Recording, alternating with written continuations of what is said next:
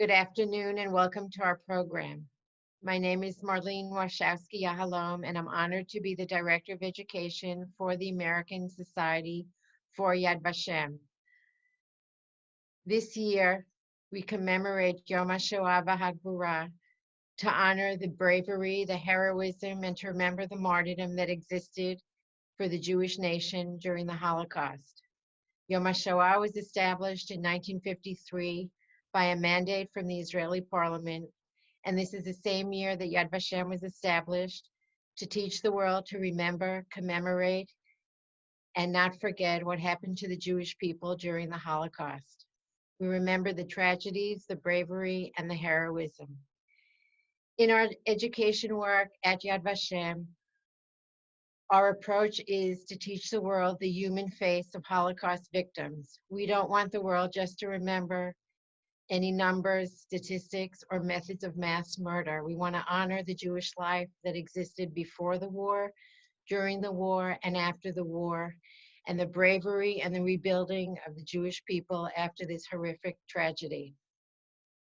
We thought it would be very appropriate to share with you the story of one family, to go through their life cycle and their journey of how they existed in Europe before the Holocaust happened, during the Holocaust, and how they survived and rebuilt their lives in the United States.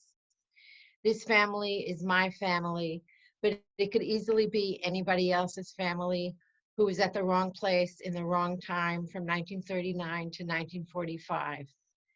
I put together artifacts from my family that we were lucky enough to have after the war. Not only did my 4 grandparents and 2 parents survive, but the artifacts did as well. So I'm going to go through these artifacts with you to share with you the timeline of their use and existence and how they were used in my family at different periods in their life. I am the daughter of 2 Holocaust survivors, Judy and Asi Warshawski, and I am the granddaughter of 4 Holocaust survivors. Esther and Harry Rosemarin are my mother's parents, and Rosa and Isaac Warshawski are my father's parents. I was very fortunate to grow up with 2 parents and 4 grandparents, but even more so to grow up with these 6 people, given the horrors that they went through in their life and the good fortune they had to survive and rebuild their lives afterwards. My mother's family, the Rosemarin family, are from Poland, from the cities of Będzin and Sosnowiec. My mother is one of 8 siblings. 4 survived, 4 were killed during the Holocaust. The 4 children who survived are Mendel Rosemarin, Layusha Rosemarin, Basha Rubin, and my mother, Judy Warshawski. The 4 siblings who did not survive are Aryeh Rosemarin, Miriam Rosemarin, Devorah Rosemarin, and Hillel Rosemarin. My father's family, the Warshawski family, are originally from Chenstochova, where my grandfather, Isaac Warshawski, is from, and the city of Auschwitz in Poland, where my grandmother is from, Rosa Warshawski. They had 2 sons, Chaim Yechiel Warshawski and Asi Warshawski. My father's older brother, Chaim Yechiel Warshawski, did not survive. The artifacts I have will present to you their stories and what they did before the war, the lives that they lived, and how they sustained to survive and rebuild their lives after the war. One of the books in my grandfather's full Gemara set that he had with him his entire life. He had this with him in hiding in Belgium. Him and my grandmother were in hiding in Belgium, and he used the Gemara throughout his entire life. He actually studied Daf Yomi pretty much every day until the age of 92, and he passed away at the age of 94. This is a set of tefillin, the shel yad and shel rosh, that my grandfather used every day of his life, of course, except for Shabbat and holidays. And the inside part of the tefillin, the part that's handwritten from portions of the Torah, were given to him by his grandfather. Only the cases had to be replaced from time to time. Now you will see a photo of a silver Shabbat candelabra, some Kiddush cups, 4 shot glasses, and a Kos Eliyahu. These items were in my grandparents' home their entire life. The candelabra was given to my grandmother when my grandparents got engaged in 1924. She used it consistently throughout her life. She passed away in 1984. The Kiddush cups and the shot glasses were used. They were in my grandparents' home throughout their married life. And even after my grandmother died, my grandfather used all of these things at the appropriate holidays and on Shabbat. The 4 shot glasses they received as a gift when they got engaged, and they drank a l'chaim from them. Now you will notice a matzah cover. It's also in a photo. This matzah cover was made by my grandmother for my grandfather when they got engaged, and it was used every Passover until my grandmother died in 1984. My grandfather gave it to me when my grandmother died, and rather than having it only to look at 1 week of the year during Pesach, I decided to frame it, and it's hanging in my home. I also have a Haggadah that my grandfather used every year at the Seder. It's a Haggadah that's in German. It was published in 1935, and it was one of the few Haggadot that my grandfather had at the Seder every year. He was very careful to give as many explanations as possible for the Haggadah, and the Seders were always fascinating to listen to when he would lead them. They had one son, Chaim Yechiel Warshawski, who was born in 1925. He was killed in Auschwitz, but we have some artifacts to represent his lifetime. This is a picture of him. It is his passport picture. And according to my grandmother, it was the only time that she remembered him taking off his kippah, because he always walked around with his kippah. This is a siddur that he used. And this is a Tanakh that belonged to him. His name is in here. The Tanakh is from 1935. It was published in Poland. And there's even an inscription for him. I think it was a bar mitzvah present. But we have this from him. He was riding with my grandmother on a train, and there was a random identity check. So German officers pulled him out of the train, and he was deported to Auschwitz. He did not acknowledge that he knew my grandmother, and my grandmother always felt that this saved her life, because he didn't want the German officers to see that they were together, because they would have figured out she was Jewish too, and she would have been deported with him.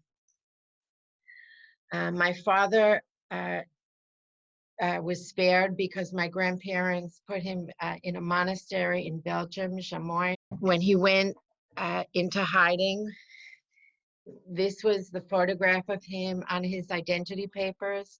The back of the photograph has the name of the part of his disguise, Roger Jourdain. This was a boy in his class in Belgium. In a minute, you'll see a photograph of his 6th grade diploma, because he finished 6 years of school in Belgium, and he graduated from there. After that is when he went into hiding. This is a dictionary that was on his bedside table. It's a German-French dictionary, and it helped complete the disguise for him, because, again, the name Roger Jourdain was in the book. We also have kind of souvenirs from his bar mitzvah celebration that we have from before he went into hiding. This is from a tea service that my grandparents had, and it was used at whatever party they made in their home celebrating my father's bar mitzvah.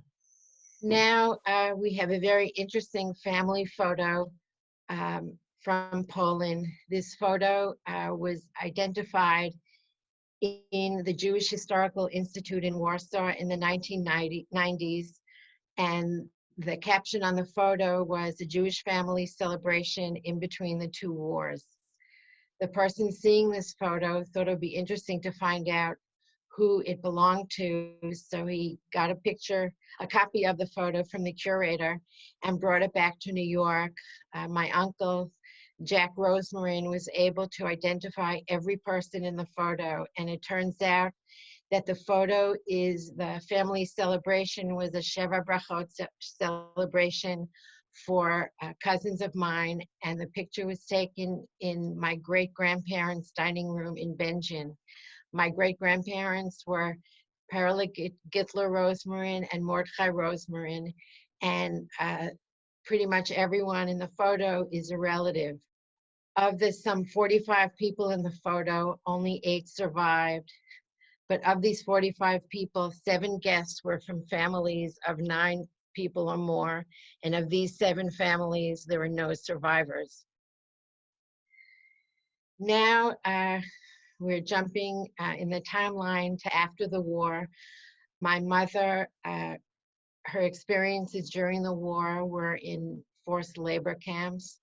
And when she was liberated, she reunited with my grandparents and 3 other siblings, the ones who survived, of course. And this photo is of my mother in a DP camp where she was. My mother's family was in Germany from 1950 to 1954 until they came to the United States. So here's a photo of my mom with the group sitting on the grass, and she studied for her high school equivalency diploma there. And there's just a page from her geometry notebook, which I thought would be interesting for you to see. So she tried to continue or restart her education to be ready for a better life once they came to the United States. My father did not spend the duration of the war in the monastery. He could not tolerate having to take communion and participate in the other religious ceremonies that were normal to take place there. So he was asked to leave very politely, but he was basically kicked out. And he joined the Belgian resistance, and it was a courier till the end of the war. When he returned home to his parents, my grandparents, he knew where they were hiding. And he had the dictionary with him and a blanket that my grandmother gave him to keep warm while he was a hidden child. He managed to save the dictionary that you just saw here. I don't know where the blanket is, but when my father was telling me bits and pieces of this part of his life, he told me that he actually never got to use the blanket because he felt that each child should use the blanket, each Jewish child should use the blanket. So every night they took turns, and another Jewish child got to sleep with the blanket, but he managed to come home with the blanket. So by 1954, both families, my Warshawski grandparents and Rosemarin grandparents, immigrated to the United States in October of 1954. And now you can see an engagement photo of my parents who got engaged in 1953 and got married in 1954.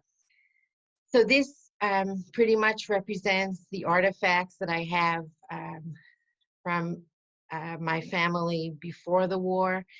I have more artifacts from my father's parents because they were in hiding and they were able to keep these objects with them. But it's interesting to me what they chose to keep with them is all the religious artifacts so they can continue and maintain their tradition and these important values in their life. And they actually use these things for the rest of their life in the United States. I do have one thing I would like to share with you. It is a calligraphy of Eshet Chayil that I bought from my grandmother, Rosa Warshawski, and I gave it to her in 1981.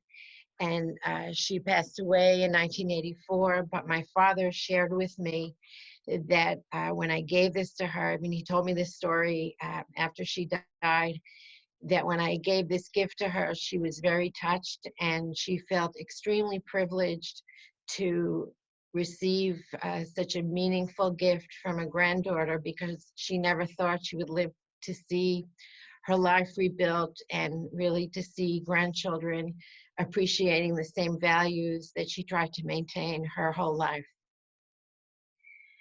So that's about it for the artifacts that we have. Our point was to show you again continuity and survival for Jews during the Holocaust, to give you some taste of a family's journey, to really share with you the human element of Holocaust survivors, those who survived and those who did not. And we'd like to dedicate this presentation to the memory of Aryeh Rosmarin, who is 15, Miriam Rosmarin, who is 12, Hillel Rosmarin, who is 6, Devorah Rosmarin, who is 4, and Chaim Yechiel Warshawski, who is 16. They are 5 of 1.5 million children, Jewish children who perished during the Holocaust, and 5 of 6 million Jews who perished during the Holocaust. May their memories and the memories of all 6 million victims be a source of inspiration for Jewish survival and Jewish continuity.